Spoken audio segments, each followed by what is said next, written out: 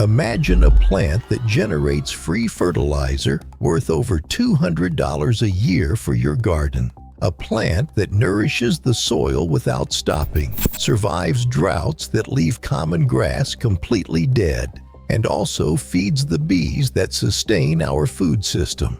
For centuries, this plant was the pride of every American garden until a $130 billion industry decided to eliminate it. They transformed it into public enemy number one, developed chemicals designed specifically to destroy it.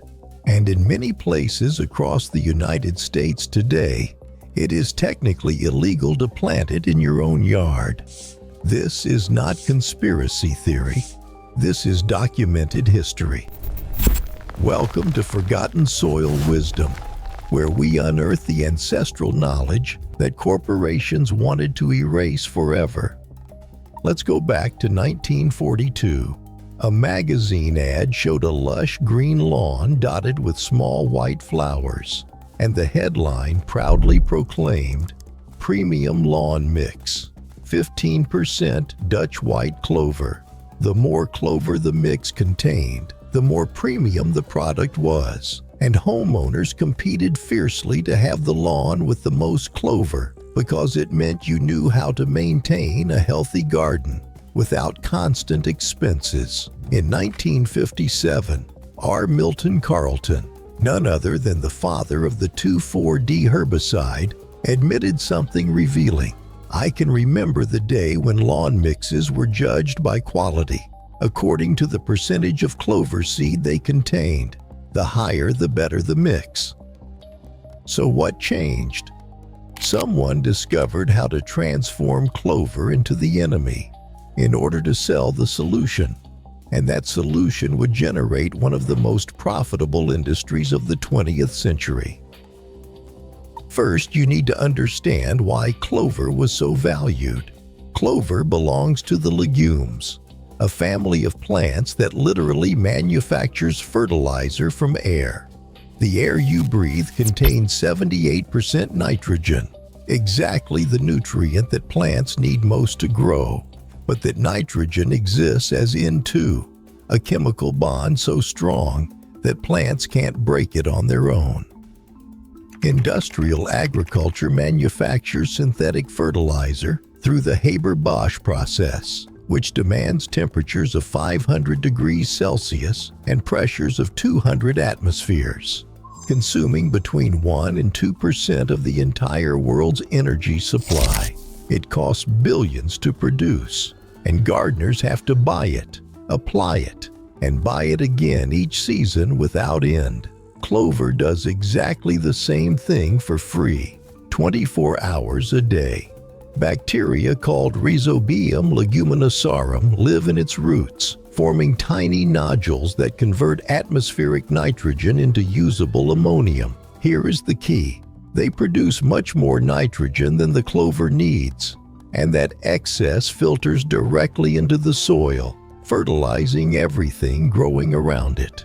Studies confirm that white clover fixes between 150 and 250 kilograms of nitrogen per hectare each year, which means that for an average 1,000 square foot garden, we are talking about the equivalent of between $200 and $300 in commercial fertilizer, produced free and perpetually renewing itself at no cost whatsoever. And that free power was exactly the problem. When World War II ended in 1945, the factories that produced ammonium nitrate for explosives were left without a war to feed and desperately needed a new market. They found agriculture, and the same compound that went into bombs was repackaged as miracle fertilizer. But American lawns already had their solution working perfectly, and it was called Clover. The American chemical paint company responded by introducing Weed-On, the first commercially successful selective herbicide with an active ingredient called 2,4-D that kills broadleaf plants but leaves grasses completely intact. The only problem was that it also killed clover. To sell weed on a large scale, companies had to completely redefine what the word weed meant. The ad showed lawns supposedly infected with clover, and they used military language like invasion and plague. They hired experts to warn that clover competed aggressively with grasses and that it attracted dangerous bees that could sting children. None of those claims had any basis in reality, but they were repeated so frequently that they became accepted truth by everyone. By the mid-1950s, clover had gone from being a symbol of premium quality to becoming the very definition of negligence. And an entire generation grew up believing that clover had always been an undesirable weed. Ancestral knowledge disappeared in less than a decade. The numbers tell the whole story. The global nitrogen fertilizer market reached $128 billion in 2024. The herbicide market generated $34 billion in 2025. The lawn care industry in the United States alone was valued at $293 billion in 2024.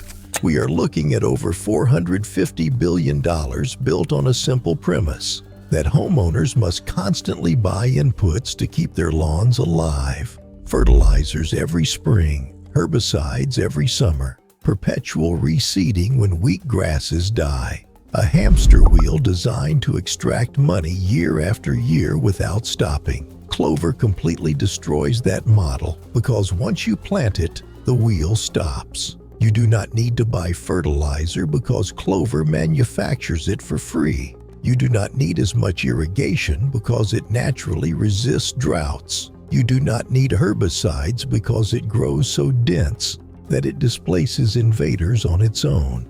And you do not need to constantly reseed because it self-propagates without help. The war against clover did not end with advertising. It became structural and institutional. Homeowners associations directly prohibit clover in their codes, and violations result in fines of hundreds of dollars.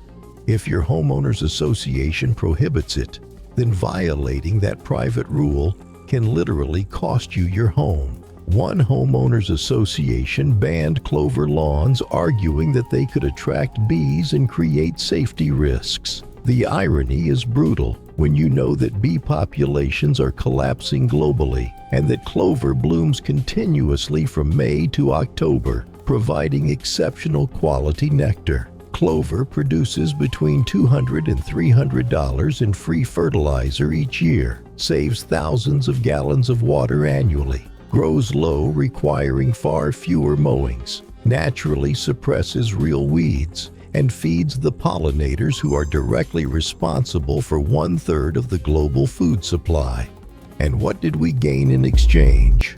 Total dependence on synthetic fertilizers that contaminate rivers and waterways. Continued use of herbicides scientifically linked to neurotoxicity that the World Health Organization classifies as possible human carcinogens. The 2,4-D that started this whole war is directly linked to birth defects, severe liver damage, and various types of cancer.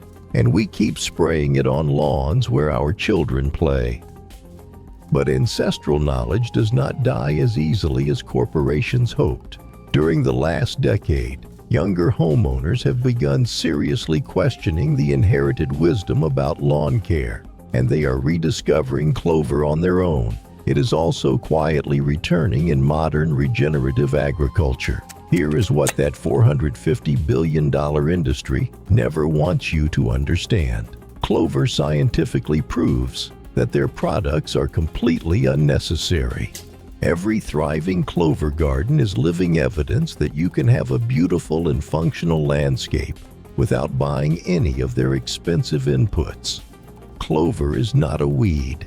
It is natural technology, perfected over 400 million years of evolution, and it has been deliberately suppressed by an industry that simply cannot profit from it. If this topic blew your mind and you want me to make more videos like this, explaining knowledge that was deliberately erased leave a comment, and you can also watch this video, which I'm sure will surprise you.